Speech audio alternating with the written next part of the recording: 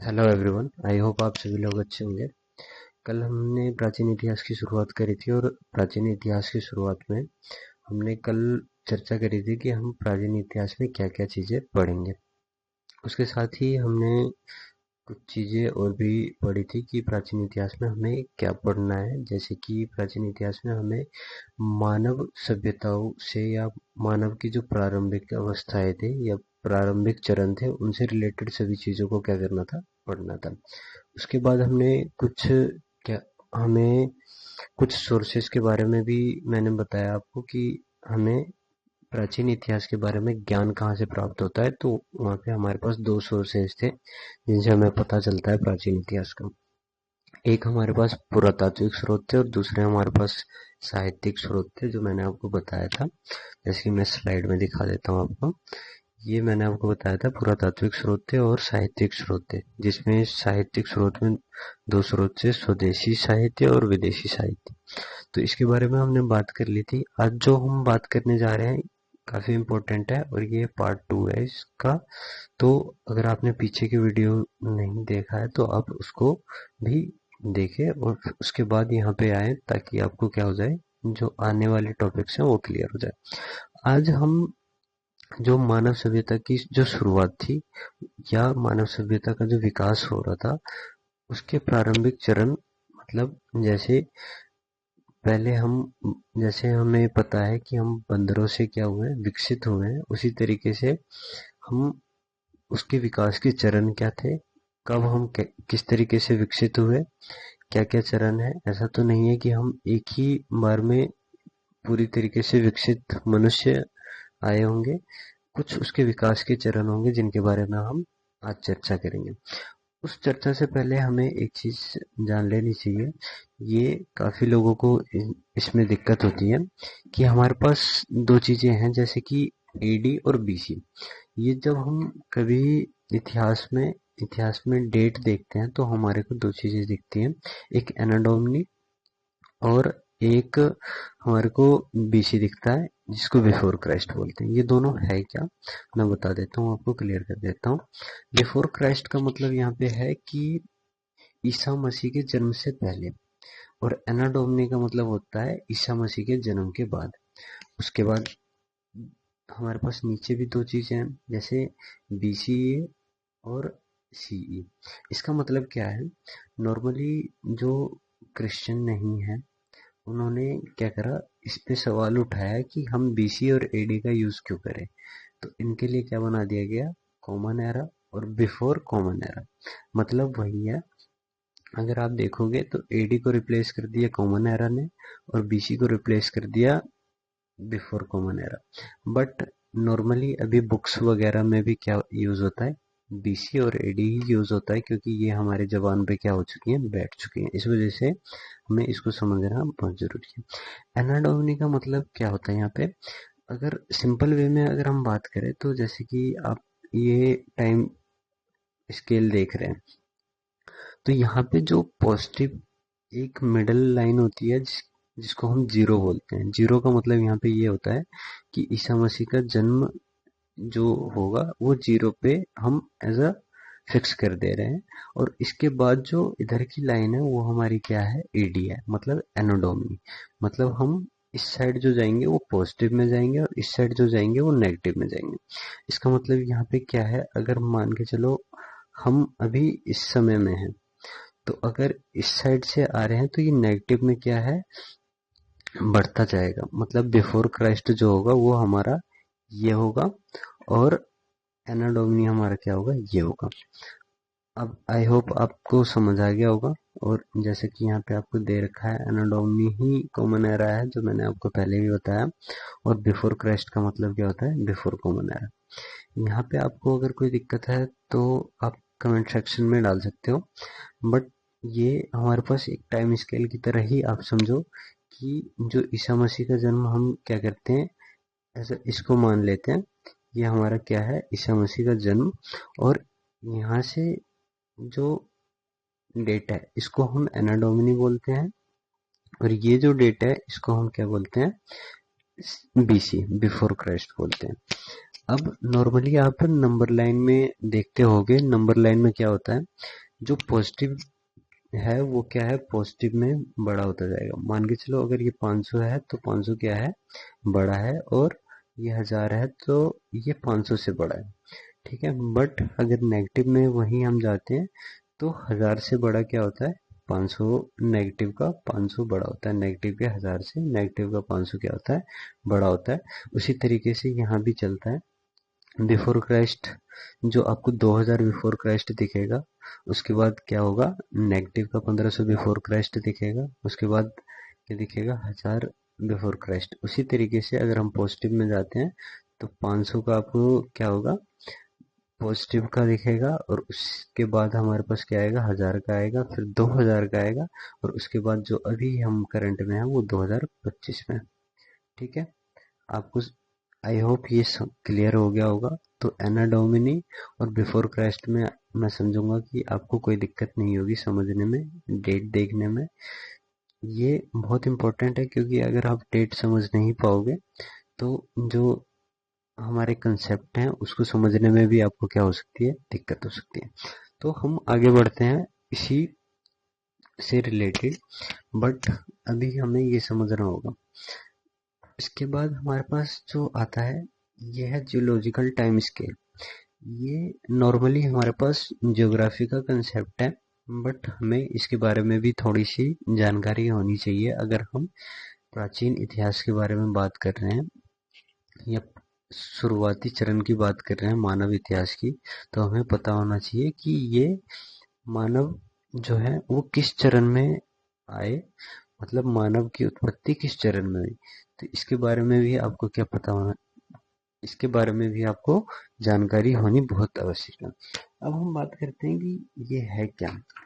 Normally अगर हम बात करें तो जैसे भू वैज्ञानिक समय सारणी की अगर बात कर रहे हैं, जियोलॉजिकल टाइम स्केल की, तो यहाँ पे आप देख रहे होगे एक इयोन है, एरा है, पीरियड है, और इपोच है। इसका मतलब क्या है, यहाँ पे इयोन का मतलब होता है हिंदी में महाकाल, एरा का मतलब क्या होता है, युग, पीरियड का मतलब क्या होता है, काल, इपोच का मतलब होता है उपकाल।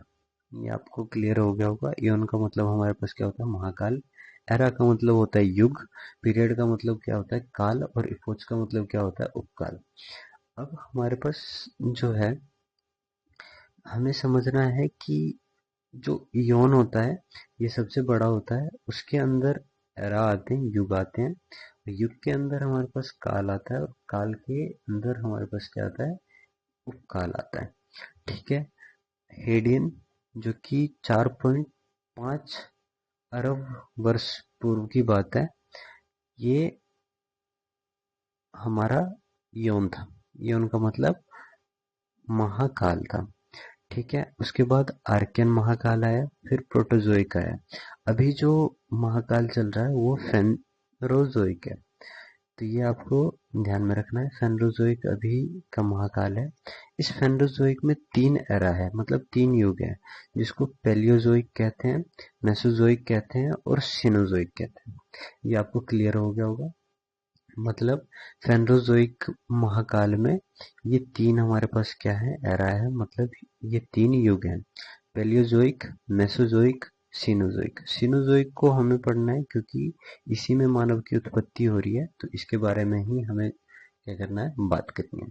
ठीक है, उसके बाद पैलियोजोइक में जैसे आप देख रहे होंगे कि कई सारे पीरियड है, मतलब कई सारे काल हैं, कैम्ब्रियन, ऑर्डोविशियन, सिल्यूरियन, डेवोनियन, इस तरीके से काफी सारे क्या हैं, काल बने हुए हैं।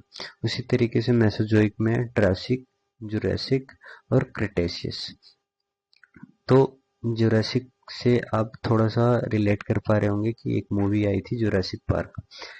तो जुरासिक का मतलब ये वो युग है जिसमें पृथ्वी पे डायनासोर की उत्पत्ति हुई थी। ठीक है, तो जुरासिक काल में ही डायनासोर पृथ्वी पे पाए जाते हैं।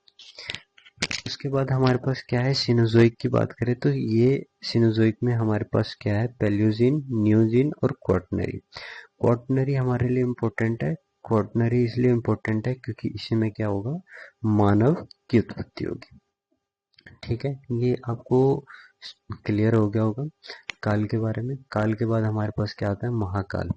महाकाल में हमारे पास पैलियोसीन, इयोसीन और ओलिगोसीन, मियोसीन, प्लायोसीन, प्लेस्टोसीन और होलोसीन, ये दोनों हमारे लिए इम्पोर्टेंट है। इसके बारे में हमें पढ़ना है क्योंकि मानवों की उत्पत्ति इन्हीं 2 चरणों में हुई है। ठीक है, अब क्या है, हमें ये ध्यान रखना है। नॉर्मली 4.54 अरब वर्ष पूर्व की बात है, मिलियन ईयर्स अगो की। 4 अरब वर्ष पूर्व की बात है। 2.5 541 मिलियन वर्ष पूर्व की बात है। 252 मिलियन वर्ष पूर्व की बात है। मतलब जो मेसोजोइक है और पेलियोजोइक युग है हमारा, वो आप देख सकते हैं 541 से 252 तक पेलियोजोइक रहा। 252 से 66 मिलियन वर्ष पूर्व तक मेसोजोइक रहा। 66 मिलियन वर्ष से 11,800 वर्ष पूर्व तक क्या रहा, क्वाटरनरी का प्लेस्टोसीन।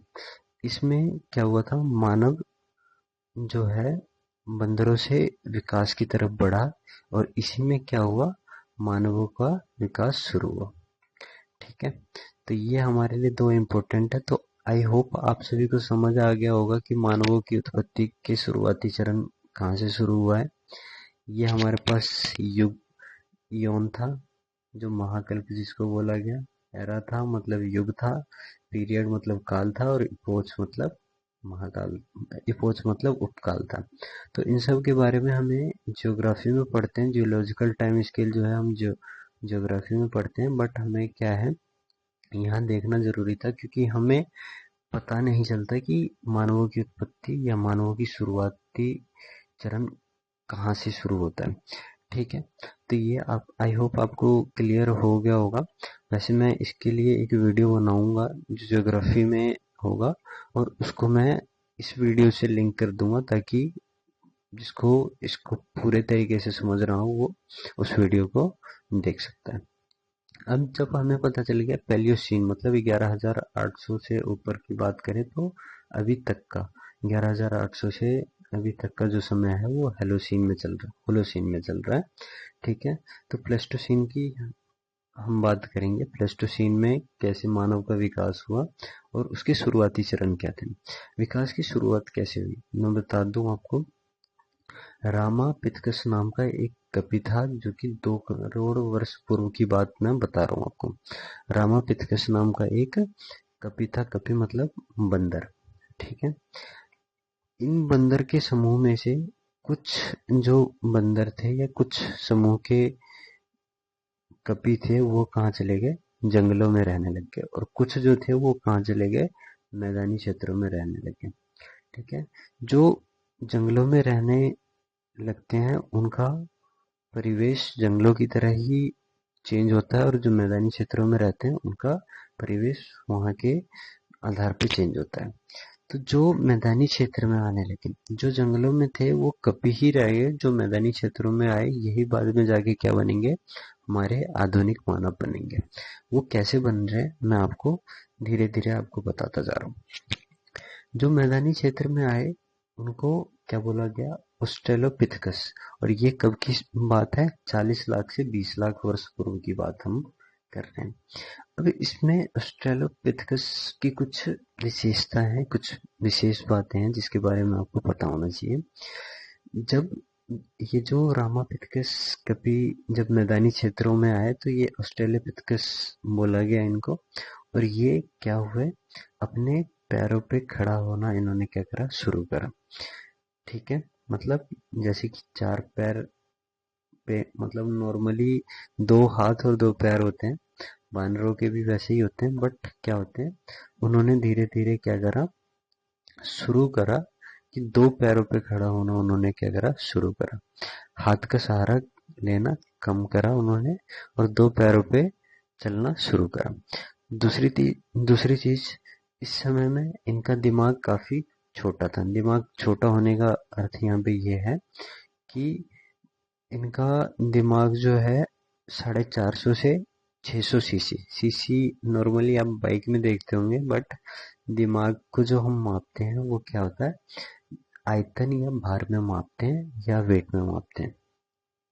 ठीक है, क्यूबिक सेंटीमीटर जिसको आप बोलते हो, उसमें हम क्या करते हैं, इसको कैलकुलेट करते हैं। तो इस समय के जो ऑस्ट्रेलोपिथेकस कपी थे, इन कपी ही अभी हम बोलेंगे, ऑस्ट्रेलोपिथेकस जो थे, इनका दिमाग का आयतन या वॉल्यूम लगभग कितना था, 450 से 600 सीसी। सीसी का अर्थ यहाँ पे क्या होता है, क्रेनियल कैपेसिटी बोलते हैं।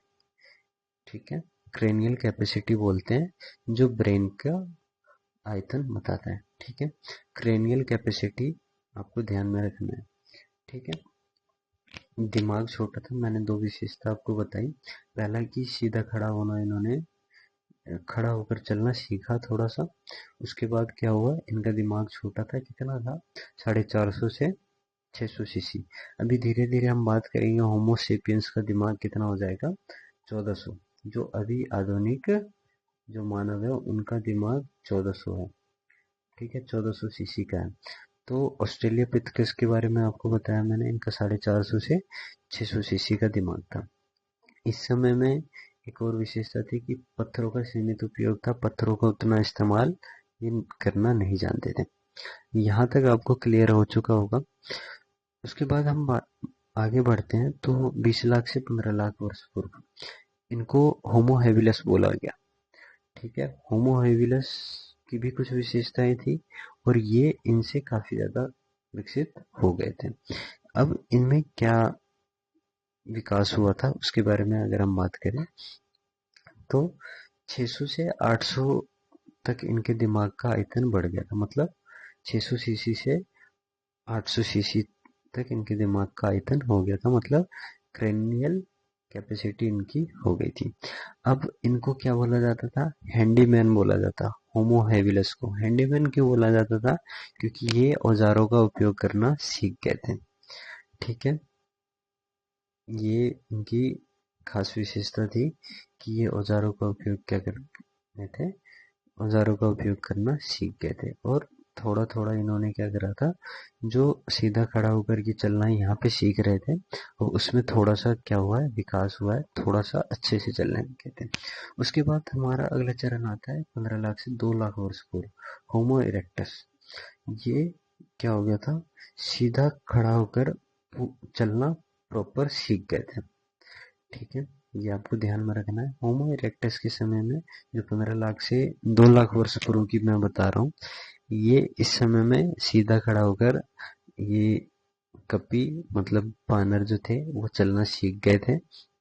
अब हम इनको मानव श्रेणी में मान सकते हैं, क्योंकि ये पूरी तरीके से चलना सीख गए थे। और एक और चीज होगा जिसकी वजह से हम इसको मानव श्रेणी में मानना शुरू कर देंगे, वो क्या था कि इनके दिमाग का आयतन जो है वो 800 से 1200 के करीब हो गया था, 1200 सीसी के करीब हो गया था। मतलब 800 से 1200 क्रेनियल कैपेसिटी के करीब हो गया था। अब इनमें मानवों वाले थोड़े से क्या आने लग गए थे, लक्षण आने लग गए थे। पहला लक्षण क्या था, इन्होंने समूह में रहना सीख लिया था। दूसरा, ये शिकार करना सीख गए थे। फिर इन्होंने आग की भी खोज कर ली थी। नॉर्मली अगर समूह में आप रहते हैं, नॉर्मली आप कभी भी देखोगे कहीं आग जल रही होगी तो लोग, 4 लोग क्या करते हैं, बैठ जाते हैं। उसी तरीके से क्या हुआ, इस युग 15 लाख से 2 लाख वर्ष पूर्व की बात कर रहे हैं, होमो इरेक्टस के टाइम पे आग की खोज हुई। आग को देख के हम अपने तौर पे अपनी क्षमता के हिसाब से मान सकते हैं कि लोगों ने आपस में बैठना शुरू करा होगा और समूह बनाना शुरू करा होगा। तो होमो इरेक्टस के टाइम पे क्या हुआ, समूह बनाने की शुरुआत हो गई, शिकार करना भी इसमें शुरू हो गया था, फायर की खोज हुई। इनके दिमाग का आयतन 800 से 1200 सीसी हो गया था और सीधा खड़ा होकर चलना पूरी तरीके से सीख गए थे। उसके बाद हमारे पास निएंडरथल मानव है, जो कि 2 लाख से 40,000 वर्ष पूर्व के बारे में हम बात कर रहे हैं। इसमें क्या हुआ था, निएंडरथल मानव जो है, इनकी कुछ खास विशेषताएं हैं। ये ठंडे क्षेत्रों में रहना सीख गए थे, ठंडे क्षेत्रों में रहना सीख गए थे। ये हमें परिमाण तब मिला जब हमारे पास इनके जो अवशेष हैं वो ठंडे क्षेत्रों में पाए गए। जैसे हिमालयन क्षेत्रों में इनके अवशेष पाए गए, तब हमें पता चला कि ये मैदानी क्षेत्रों से ठंडे क्षेत्रों की तरफ भी रहना सीख चुके हैं। ठीक है, और इनमें एक व्यवस्था भी आ चुकी थी कि ये मृतकों को क्या करते थे, दफनाने की व्यवस्था भी इनके में इस समय में आ चुकी थी। मतलब 2 लाख से 40,000 वर्ष पूर्व की हम बात करें तो निएंडरथल मानव जो थे, इनमें ये गुण आ गया था कि जो मृतक होते थे, जो मर गए होते थे, उनको दफनाने की भी व्यवस्था इन्होंने सीख ली थी। उसके बाद हमारे पास क्या है, नॉर्मली बोलने की क्षमता भी इनकी बढ़ गई थी। अब हम बात करें अगर होमोसेपियंस की, तो होमोसेपियंस 2 लाख पूर्व से अभी तक के मानव हैं, जो कि जिनको हम होमोसेपियंस बोलते हैं, और ये आधुनिक मानव है जो कि सब कुछ कर सकते हैं। ठीक है, इनका दिमाग 1400 सीसी का है। ठीक है, क्रेनियल कैपेसिटी इनकी 1400 सीसी की है। ये कला, विज्ञान, साहित्य हर एक जगह क्या कर सकते हैं, अच्छा प्रस्तुत कर सकते हैं, अच्छा परफॉर्म कर सकते हैं। तो आधुनिक युग का जो मानव है वो किसी भी क्षमता तक जाने की काबिलियत रखता है। जैसे कि आप सभी को पता है, आप स्पेस में भी जा चुके हैं। ठीक है, उसके बाद समुद्र की गहराइयों में भी आप जाने लग गए हैं। ठीक है, तो आधुनिक मानव जो है होमोसेपियंस, 2 लाख से अभी तक के जितने भी मानव है वो सभी होमोसेपियंस में आते हैं। तो ये हमारे विकास का क्रम था, जिसमें मैंने आपको बताया रामापिथेकस एक कपी था। कपी का समूह था, मतलब बंदरों का समूह था, जो उनमें से कुछ बंदर क्या थे, जंगल में रहने लगे थे, कुछ मैदानी क्षेत्रों में आ गए थे। जो मैदानी क्षेत्र में आए उनका कुछ विकास हुआ, वो उनको ऑस्ट्रेलोपिथेकस बोला गया। काफी सारी इनकी विशेषताएं मैंने आपको बताई कि सीधा खड़ा होकर चलना सीखा इन्होंने। पत्थरों का सीमित उपयोग था उस समय में, इनके ब्रेन का आयतन बहुत कम था उस समय में। फिर होमो हैबिलिस आए, फिर उसके बाद होमो इरेक्टस आए, फिर निएंडरथल मानव आए, और फिर होमो सेपियंस आए। तो ये विकास का चरण था कि मानव के विकास ये विकास का चरण था, और ये मानव विकास का पहला चरण था जिसमें हमने ये जाना कि मानव की शुरुआत कहाँ से हुई, जो मैंने आपको बताया प्लेस्टोसीन और हेलोसीन के समय की बात।